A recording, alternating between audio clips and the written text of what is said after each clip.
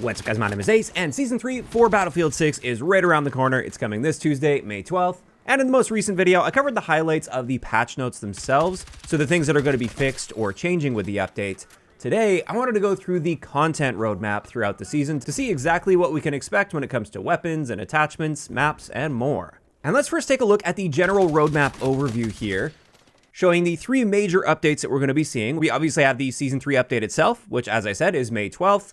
Then 4 weeks later, we're going to be getting the Blastpoint update on June 9th, and that's where we're going to be seeing the second map of the season, Cairo Bazaar. And then finally, for our last major update of the season, we're going to be getting High Value Target on June 30th. And diving deeper into each of those individual updates, when it comes to the Season 3 update, we're obviously going to be getting Railway to Golmud, which is a reimagined version of Golmud Railway. We've heard about that plenty already from official sources for quite some time now. On top of that, Ranked Battle Royale for RedSec is coming. And then we're getting 3 new weapons immediately with the Season 3 update. We've got the M16A4, which is a burst assault rifle by default, although it will also have a full auto attachment that you can use. Then in the LMG category, we're getting the RPK-74M, not to be confused with the current RPK that we've got in this game. This one will be using a smaller caliber than the current RPK, so it will have a faster rate of fire but lower damage. And then finally, for weapons at the launch of the season, we're also getting a new sniper rifle, the L115. And they designed this one as being balanced primarily for very long ranges.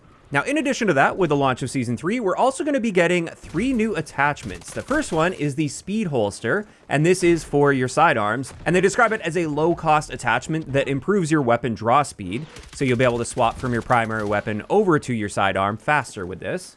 Next, we've got the Aftermarket Buffer, which is going to be in the ergonomic category, and apparently, at least according to Battlefield Labs leaks, it's only going to cost us 5 points. And with it, it's designed to help with weapon recoil, but rather than reducing the vertical or horizontal effects, it simply allows your in-game soldier to fight the visual flinching and other effects. And as a result, my understanding of this is it's only going to help with visual recoil, so it might make it a little bit easier to track your target as you're firing your gun, but it's not actually going to be changing your recoil pattern at all. Obviously, that's something I will dive a lot deeper into with a dedicated video to see exactly what that looks like once we've got it.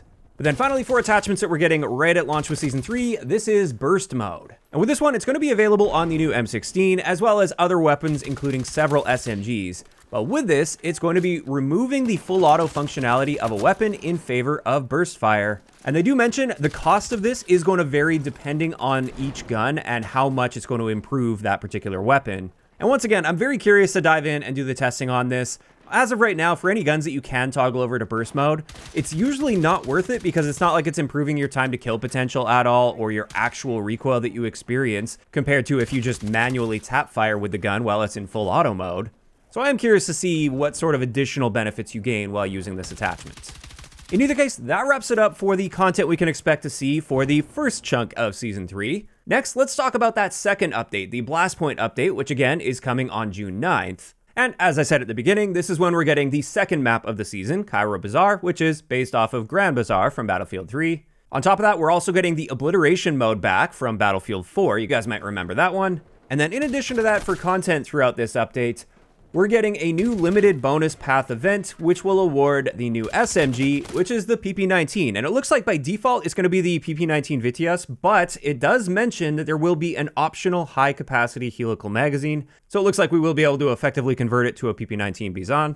And we're also going to be getting a new gadget, once again for recon, and this is the handheld jammer. And with this one, it disrupts nearby enemy electronic devices for a short period of time, and once activated, you can either throw it or place it in an area to provide localized malfunctions, or you can carry it around and turn the recon soldier into a mobile nuisance. And this one leaked a little while back, we already talked about it. I find it a bit interesting that we're getting yet another recon gadget, but that one is coming with the June 9th update.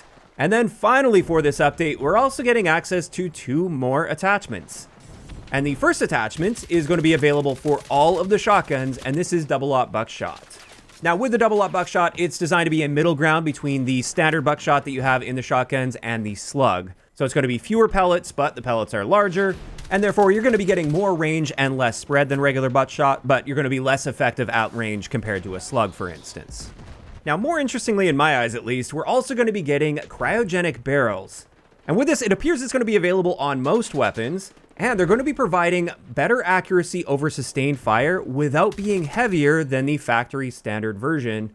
So basically, from the sounds of it, it's going to be reducing our spread increase per shot, just like the current heavy barrel does. But the twist is it doesn't harm our handling stats or aim down sight speed compared to the heavy barrel. So presumably that means it'll cost more than the heavy barrel when it comes to our attachment costs.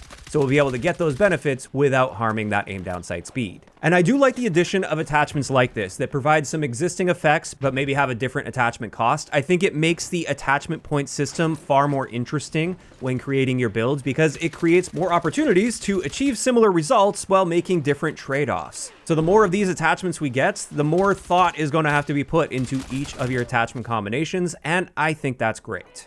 In either case, that wraps it up for the Blastpoint update. Finally, we've got that high value target update on June 30th, and this one doesn't come with a new map, although it will have tactical obliteration, which is basically just obliteration in a smaller experience, in an 8v8 experience. On top of that, for RedSec, we're going to be getting casual battle royale with this update.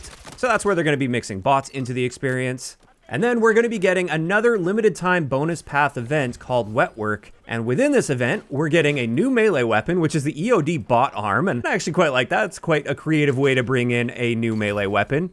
And then on top of that, we are going to be gaining access to 2 additional attachments here. The first one being the compensator in the muzzle attachment section, of course. And with this, we're going to be getting similar effects to the recently added flash compensator. So it's going to be helping with recoil buildup rather than reducing recoil values directly. But it's not going to have the flash hiding capability. So you will have that diamond appear above your head every time you fire your gun while using this. But based on what we've seen from Battlefield Labs leaks, it is going to be costing less. So it's only going to be a 10-point attachment rather than a 20-point attachment, which is what the flash compensator costs. And this is exactly what I was talking about with the cryogenic barrels, for instance. This is an attachment that provides the same sort of benefits that we already have on existing attachments in the game, but it just changes up your trade-offs a bit. It's cheaper than the flash comp or the long barrel or the light and suppressor, which provide that same recoil benefit, but you are going to be revealing yourself every time you fire the gun. So once again, I think that's a great addition, even though I really don't like using attachments that have that reveal effect, so I likely won't be using it. I still think it's good to have that variety available in the game for those that do choose it. And then finally, something I'm really excited to see. I've been pushing for this for a while now. I'm sure it's been in the works long before I was actually pushing for it, but this is subsonic ammo. With this ammo type, it's obviously going to be reducing your muzzle velocity. However, it's going to reduce your spot visibility and audible cues that enemies pick up from longer ranges. And the biggest thing I'm curious about is if it's going to have the same effect that we saw in Battlefield 2042, where if you combine subsonic ammo with a suppressor attachment, you don't show up on the minimap for enemies at all, even if you're like point blank range. I personally hope that's the case. I think that's a totally fair trade-off. If you're drastically reducing your muzzle velocity and effectively making yourself useless at longer ranges, you should be able to make that trade-off and gain the power of just being very stealthy and actually staying off the minimap all the time. Now, I don't know if this has already been tested in Battlefield Lab, so perhaps people already have the answer to how they're currently balancing this at least, but I am very curious to see if that combination is going to be providing those effects. And there we have it. That's finally going to wrap it up for all of the content that we can expect to see throughout Season 3. And overall, I'm definitely looking forward to the season, although if I really take a look at it compared to the previous season that did feel pretty drawn out, we are seeing fewer weapons this season, the same number of maps, and no new vehicles, unlike the previous season, which saw 3 new vehicles added. So it actually looks like we're getting less content this time around. However, while we don't have an exact end date, it appears this season may end up being a week or 2 shorter than Season 2 was. That's just an assumption based on the timeline they provided here. It may end up being the exact same length at 12 weeks, but at least the time between these 3 major updates that are outlined in the roadmap, that has been compressed by a week compared to the previous season. But time will tell on that. I think if the season ends up being a bit shorter than Season 2, if it does end up being like a 10-week season, then this level of content's far more reasonable. But if they end up drawing it out for the same length of time for a total of 12 weeks, honestly, I think content-wise, that would feel a little bit dry by the end of it. Now, of course, those are just my thoughts, and I want to be clear, I am very excited for this season. I'm just trying to be realistic about expectations, and if we compare it directly to the previous season, yeah, it looks like we are getting a bit less content. But I am curious to hear from you guys in those comments down below. How are you feeling about the content we can expect to see throughout Season 3? Are you guys generally looking forward to it, or maybe not so much? If you enjoyed this one, a like rating is always appreciated, and don't forget to subscribe for more if you haven't already. I'll talk to you guys next time.